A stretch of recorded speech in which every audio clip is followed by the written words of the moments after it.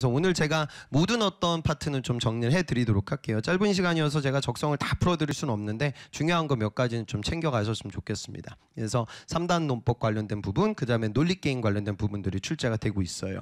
그리고 상식 파트는 기업들마다 조금씩 이제 다른데요. 특히나 삼성 같은 경우에는 출제 비중이 상당히 높은 편입니다. 그 다음에 이제 사무 영역이라고 해서 저 부분은 뭐 특별히 여러분들 공부하는 파트는 아닙니다. 그냥 주어진 독해 지문들을 읽고 빠르게 초이스할 수 있는 부분이죠. 그러니까 핵심적인 부분은 이제 모든 기업의 베이스라고 할 수 언수추, 언어수리 추리, 그 다음에 이제 공간지각, 시각적 사고 파트와 상식 파트로 나뉜다. 그렇게 좀 생각을 하시면 되고요.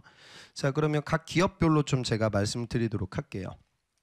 우선 그 지사 시험에 좀 포커스를 맞춰서 학생들이 준비들을 하라고 하는 편이고 실제로도 합니다. 그 이유는 뭐냐면 출제 범주가 제일 넓은 시험이에요. 그러니까 다 기업들보다. 그러니까 시각적 사고도 패턴들이 한 9개 정도 출제가 되는데 그렇게 많은 유형이 출제되는 기업이 사실은 별로 없습니다. 난이도는 최상은 아닙니다. 삼성은 한 중상위권 정도 돼요. 실제로 자료 해석의 패턴 난이도를 보면 현대라든가 두산이 훨씬 더 어렵고요. 포스코도 굉장히 어렵습니다. 그러니까 삼성은 한 평균보다 약간 높은 수준?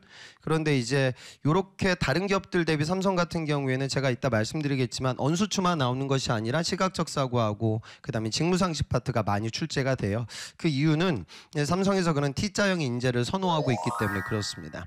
그러니까 저는 제가 예전에 저도 삼성 출신인데 제가 연수원에서 들어가서 제가 연수 받을 때도 그랬고요. 그다음에 지도선배 파견 가가지고 신입사원 교육을 할 때도 느꼈던 부분인데 그 짧은 시간 동안 한 달 정도 이 친구들이 합숙 교육을 받거든요.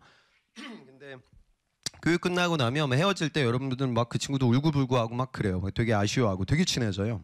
그러니까 이 친구들이 왜 그럴까 이렇게 생각들을 해보면 저의 느낌상으로는 굉장히 비슷한 친구들이 그 자리에 모여 있습니다. 그러니까 여러분들 학교 다닐 때 막 학점 막 4.3 이렇게 받고 그다음에 도서관에 맨날 틀어박혀 있는 친구들이 그 자리엔 별로 없습니다. 그리고 학교 다닐 때 보면 완전 아웃사이더들 있죠. 그러니까 좀 공부도 안 하고 완전 이렇게 바깥으로 놔두는 친구들도 그 자리에 별로 없어요. 그러니까 쉽게 말해 본인 전공 그리고 내 실력에 대한 그런 자존감과 명확한 실력을 구비하고 있고 덧대어서는 넓은 오픈마인드, 다른 친구들과 협업할 수 있는 캐릭터들이 그 자리에 많이 모여져 있습니다.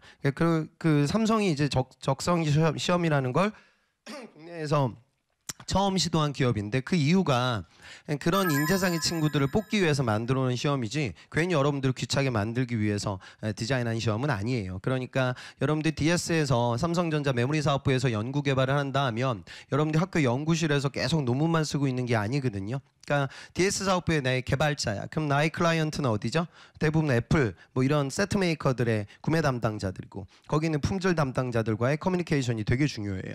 그러니까 기술적인 부분들 말고도 인문학적인 소양도 갖고 있어야 되고 경제라든가 사회 문화에 대한 넓은 안목을 갖고 있어야 실제로 회사에서 업무 진행이 좀 수월해지는 거죠. 그 다음에 영어 마케팅을 한다고 해서 여러분들이 이제 삼성 같은 경우에는 고도화된 산업재 부품들, 제품들 이런 것들을 판매하고 그다음에 금융권에서도 아주 전문적인 금융상품을 세일즈하고 있기 때문에 내가 그 기술적인 부분들도 내가 문과지만 어느 정도는 알아야 되고 핀테크 같은 이런 경제 이슈라든가 금융 이슈들을 따라갈 줄 알아야 돼요. 그러니까 문과 학생들에게 여러분들한테 IT 과학 문제를 내고 있는 거고 이공계들에게도 역사라든가 경제 경영 문제를 출제하고 있는 거죠. 그러니까 이렇게 좀 폭이 넓은 친구들을 선호하기 때문에 삼성은 다른 기업들 대비 적성 시험의 범주가 넓습니다.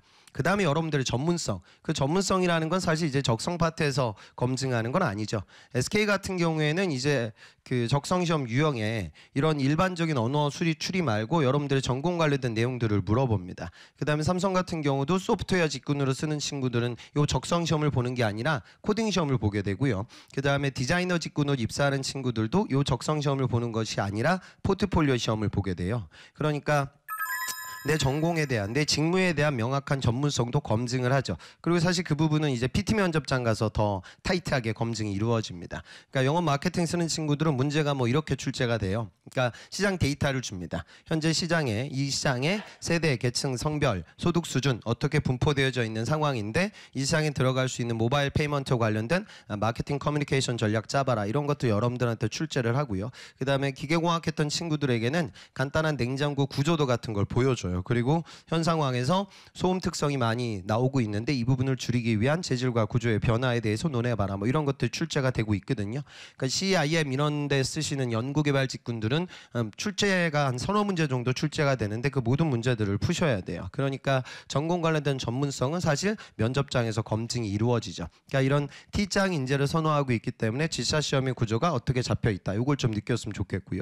그 다음에 여러분도 아셔야 되는 게 모든 기업들의 적성 시험은 어때요? 문제 풀다 보면 시간이 되게 부족하죠. 그러니까 그 이유가 이것 때문에 그래요. 그러니까 요즘은 이것도 과거에 인적성에 나왔는데 PLC라고 얘기하죠. Product Life Cycle. 제품 순환 주기. 제품이 출시가 되면 처음서부터 많이 팔리는 그런 상품은 없어요. 각기 단계들을 겪게 됩니다. 이런 식의 커브를 그리게 되죠. 도입기, 성장기, 성숙기, 쇠퇴기.